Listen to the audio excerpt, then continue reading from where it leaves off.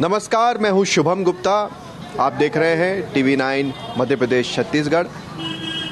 कांग्रेस में भी बैठकों का दौर लंबे वक्त से चल रहा है। कब सूची आएगी इंतजार हो रहा है। जो लगातार उम्मीदवार नेता कोशिश कर रहे हैं, प्रयास कर रहे हैं, अपनी दावेदारी कर रहे हैं, उन्हें लंबे वक्त से इंतजार है कि कांग्रेस की सूची आ जाए। कल कांग्रेस की स्क्रीनिंग कमेटी की बैठक दिल्ली में हुई और आपको बता दें कि 100 नाम ऐसे हैं, सिंगल नाम ऐसे हैं जिन पर मुहर लग चुकी है और कभी भी सूची जारी हो सकती है। हालांकि सूची को लेकर भी आपको बताएं तो आप देखिए कि 2003 के बाद से 2018 तक का इतिहास जो रहा है, पितृपक्ष में कांग्रेस या बीजेपी दोनों उम्मीदवारों की सूची जारी करने में परहेज ही रखते हैं। मगर इस बार देखना दिलचस्प हो जाता है कि क्या आचार संहिता लगने के बाद इस पितृपक्ष में भी उम्मीदवारों की सूची आती है। खैर, वो अलग विषय है, वो तो देखना होगा। मगर फिलहाल जो है वो 100 नामों पर चर्चा हो गई है और मुहर लग गई है। अब बीजेपी ने जो अपनी सूची जारी की है उसमें हमने देखा है कि 7 सांसदों को टिकट दिया है, जिसमें से 3 केंद्रीय मंत्री हैं। और ये 3 केंद्रीय मंत्री भी कोई सामान्य नेता नहीं है, बल्कि दिग्गज नेता रहे हैं। 6-6, 7-7 बार से सांसद रहे हैं। 30-40 सालों का इनका राजनीतिक अनुभव रहा है। चाहे वो प्रहलाद पटेल हो जो पहली बार विधानसभा चुनाव लड़ रहे हैं, चाहे नरेंद्र सिंह तोमर हो, केंद्रीय मंत्री हैं, संसदीय कार्य मंत्री रहे हैं, फग्गन सिंह कुलस्ते हो। अब इसी तरह का प्रेशर या इसी तरह की उम्मीद कांग्रेस में भी नज़र आ रही थी कि क्या यहाँ पर भी कांग्रेस के जो दिग्गज नेता हैं मध्य प्रदेश के, उन्हें विधानसभा चुनाव में पार्टी उतारेगी। तो आप देखिए, दिग्विजय सिंह का नाम सबसे पहले आता है। कई बार वो ये बात बोल भी चुके हैं कि अगर समय आएगा तो वो ज़रूर विधानसभा चुनाव में उतरेंगे, मगर अब उन्होंने भी साफ इनकार कर दिया है कि वो विधानसभा चुनाव नहीं लड़ेंगे। दूसरा नाम विवेक तन्खा का, राज्यसभा सांसद हैं, जबलपुर से आते हैं।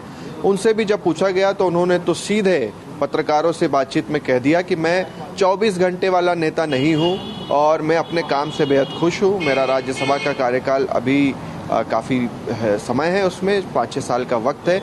ऐसे में मैं विधानसभा चुनाव नहीं लड़ना चाहता। उन्होंने भी क्लियर कर दिया है, स्पष्ट कर दिया है। अरुण यादव की बात की जाए तो खंडवा लोकसभा का जब उपचुनाव हुआ था नंद कुमार सिंह चौहान के निधन के बाद, उस समय अरुण यादव ने अपना नाम वापस ले लिया था लोकसभा के लिए कि मैं चुनाव नहीं लड़ना चाहता। और 2018 की बात की जाए तो अरुण यादव मुख्यमंत्री शिवराज सिंह चौहान के सामने बुधनी से चुनाव लड़े थे। तो इस बार अरुण यादव भी इनकार कर रहे हैं। और दूसरी बात, कहीं न कहीं वंशवाद भी हावी रहेगा, क्योंकि उनके भाई सचिन यादव कसरावत से, यानी जो खरगोन विधानसभा में सीट आती है, यहाँ से विधायक हैं, 2 बार से विधायक हैं लगातार। और सुभाष यादव भी यहीं से विधायक रहे हैं। तो ऐसे में अब उस क्षेत्र से अगर अरुण यादव चुनाव लड़ते हैं तो फिर क्या ये संभव होगा कि एक ही ज़िले में या एक ही क्षेत्र में कांग्रेस 2 भाइयों को टिकट दे दे? तो फिलहाल तो अरुण यादव ने भी इनकार किया है कि वो चुनाव नहीं लड़ेंगे। पिछली बार राहुल गांधी की ओर से कहा गया था कि आप मुख्यमंत्री के सामने चुनाव लड़िए, और जब वो सभा करने बुधनी में आए थे तो वहाँ से राहुल गांधी ने ये बात भी कही थी कि अरुण यादव मध्य प्रदेश का भविष्य है। हालांकि अरुण यादव भी अब अपने पैर पीछे खींच रहे हैं।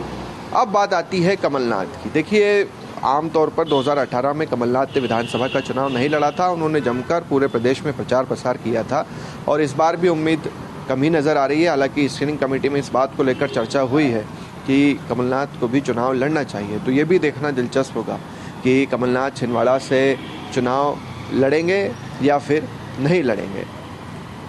ये 3-4 नामों की तो हमने बात कर ली। इसके अलावा सुरेश पचौरी, जो 2018 में भी जिन्होंने चुनाव लड़ा था, अजय सिंह राहुल भैया की हम बात करें, इन्होंने भी चुनाव लड़ा था।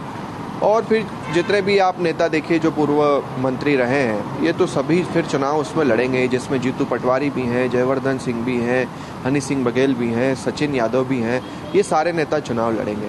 तो कुल मिलाकर बीजेपी ने जो दिग्गज मध्य प्रदेश के विधानसभा चुनाव के मैदान में उतार दिए हैं, कांग्रेस की ओर से इस तरह की उम्मीद कम है कि ये दिग्गज मध्य प्रदेश के विधानसभा चुनाव में भी नजर आए। हालांकि बीजेपी बार बार इन नेताओं पर तंज कस रही है कि अगर आप में दम है तो आइए विधानसभा का चुनाव मध्य प्रदेश में लड़िए। मगर जो सूची की हम बात कर रहे हैं, देखिए 100 नामों पर मुहर लग चुकी है, सिंगल नाम को लेकर चर्चा हो चुकी है और मंथन देखिए 10 घंटे की ये बैठक सुबह से 9 बजे से शुरू होती है, रात के 9 बजे खत्म होती है। कमलनाथ भी रहते हैं। तो अब इंतज़ार है कि ये सूची कब तक आएगी। और जैसा कि रणदीप सुरजेवाला मध्य प्रदेश के प्रभारी भी ये बात कह चुके हैं कि 5 अक्टूबर के बाद हमारी सूची हम जारी करेंगे। और संभवतः आचार संहिता की अगर बात की जाए तो 2018 में 6 अक्टूबर को आचार संहिता मध्य प्रदेश में लगी थी, यानी चुनाव की तारीखों का ऐलान हुआ था। तो उम्मीद की जा रही है कि इसी हफ्ते में चुनाव आयोग अपनी चुनाव की तारीखों का ऐलान भी कर दे। तो फिलहाल पितृपक्ष में तो सूचियां जारी होते हमने कम ही देखा है, मगर चुनाव है और जिस तरह से फैसले हो रहे हैं उस लिहाज से तो आप कह सकते हैं कि कुछ भी हो सकता है। कैमरा पर्सन मुकेश के साथ शुभम गुप्ता, TV9 मध्य प्रदेश छत्तीसगढ़।